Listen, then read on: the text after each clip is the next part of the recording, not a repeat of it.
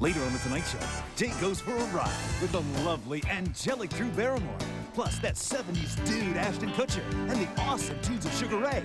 Your local news is totally next. Could terrorists target the West Coast next? News about new warnings. Have you slowed your spending since the attacks? Many have, so what might that mean for the holidays? And a chance for people to speak out about reopening a recently closed hospital. The news at 10 starts now.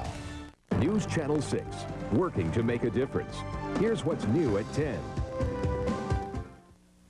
We believe there's a credible threat that there'll be an effort made between November 2nd and November 7th to destroy one of those bridges. The governor of California warning about possible terrorist attacks, warnings that are much more specific than previous alerts.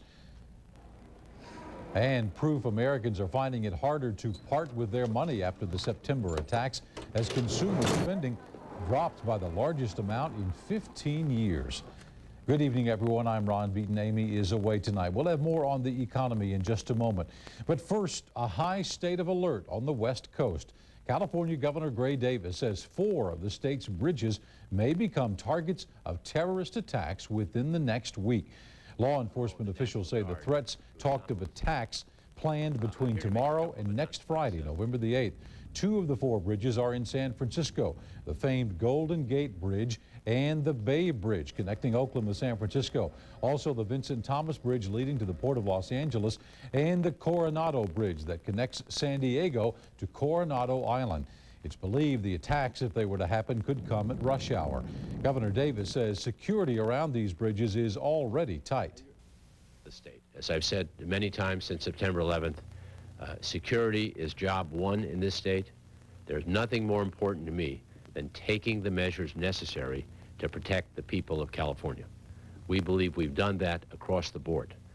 And there is late information tonight that those bridge warnings actually went out to 8 western states. President Bush scored a major victory on Capitol Hill tonight involving airline security.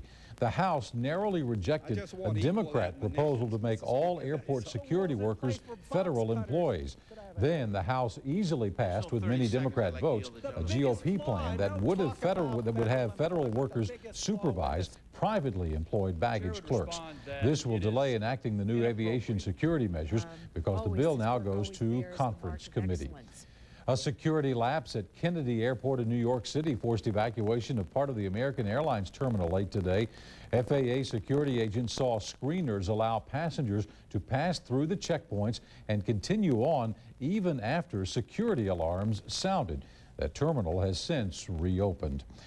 One major development in the anthrax investigation today. Health officials say the anthrax strain that killed a New York City woman yesterday is virtually identical to what was mailed to Senator Tom Daschle and NBC's Tom Brokaw.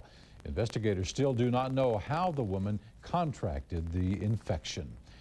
The Pentagon says the U.S. is urgently working to land hundreds more commando soldiers in Afghanistan to intensify pressure on the Taliban. B-52s continued massive carpet bombing against Taliban trenches and command posts today. The Pentagon showed video of strikes on cave systems, including this secondary explosion indicating a hit on an ammunition or a fuel dump in one of those caves. Pentagon officials also defended the use of cluster bombs against Taliban soldiers.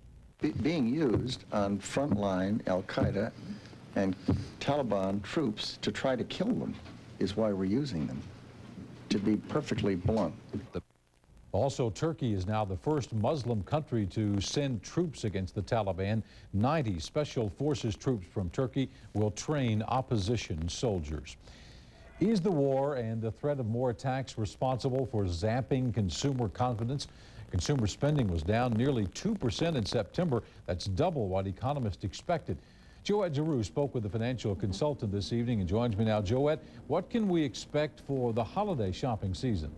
Ron, Hilliard Lyons financial consultant Brent Hausman says personal income, including wages, interest, and government benefits, as it is at its lowest since 1994. Consumer spending at a 15-year low. The forecast for the next 6 months is grim, with job layoffs affecting how much and in what ways we spend our money.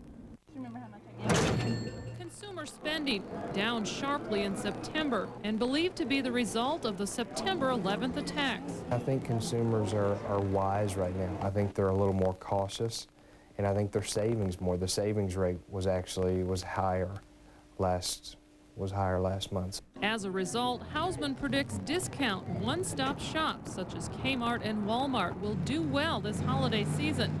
He says the Anthrax scare may deter online shopping since all orders must be shipped, and that will send shoppers to malls and stores. Once inside, those shoppers may choose cash over card. I think credit cards have backed up some. Obviously, credit card financing rates have not followed the Fed funds rate. Most analysts expect the Federal Reserve to cut interest rates again Tuesday, while President Bush will push his economic stimulus plan, cutting taxes, maybe by month's end. Hausman believes the Bush plan is significant to the state of the economy, but recommends taking care of things at home. The national economy and consumer spending over 50 states is not something